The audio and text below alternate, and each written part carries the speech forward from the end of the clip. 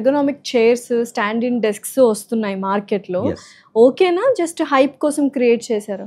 Absolutely necessary అండి. ఇప్పుడు మెయిన్గా మనం చూస్తే గత 5 సంవత్సరాల్లో ఈ ప్రాబ్లమ్స్ ఇంకా ఎక్కువైనాయి. అవును. ఎందుకు గమనించండి, కోవిడ్ తర్వాత. ఇప్పుడు ఈ కోవిడ్ టైంలో majority had work from home culture, ఇప్పటికీ కంటిన్యూ అవుతుంది. సో దాంతో ఏమవుతుంది, వాళ్ళు ఒక మూల కూర్చొని తల కిందికి పెట్టి ల్యాప్టాప్ అంటే ఇక స్వచ్ఛంగా ఒళ్ళో పెట్టుకొని ల్యాప్ కొడతా ఉన్నారు. సో మెడంతా కిందికి, నడుము ముందుకి, దీంతో ప్రాబ్లమ్స్. లేదంటే మంచాల మీద వంకర్లు కూర్చొని, సో దాంతో ప్రాబ్లమ్స్ ఎక్కువైనాయి. Lack of exercises. సో అందుకని అందరూ కూడా ఏంటంటే ఇప్పుడు ఫస్ట్ నేను ఇందాక అన్నట్టు ఎర్గనామిక్స్ అంటే it's a science of work. అంటే ఎట్లా కూర్చోవాలి, మీ ల్యాప్టాప్ డెస్క్టాప్ ఎట్లా పెట్టుకోవాలి, చేతులు ఎట్లా పెట్టాలి, థైస్ ఎట్లా ఉండాలి. నా మీరు అడిగారు కాలు మీద కాలు వేసుకుంటే బాగుంటుందని, అది ఓన్లీ ఫర్ ఫ్యూ మినిట్స్. మీరు అదే ఒక గంట కంటిన్యూ చేయండి, కాలు మొద్దు బారిపోద్ది.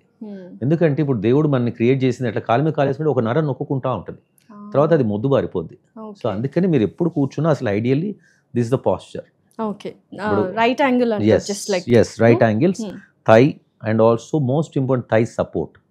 మళ్ళీ చిన్న థై సపోర్ట్ ఉంటే అది కూడా నొప్పులు వస్తాయి. సో గుడ్ థై సపోర్ట్, నీ 90 degrees.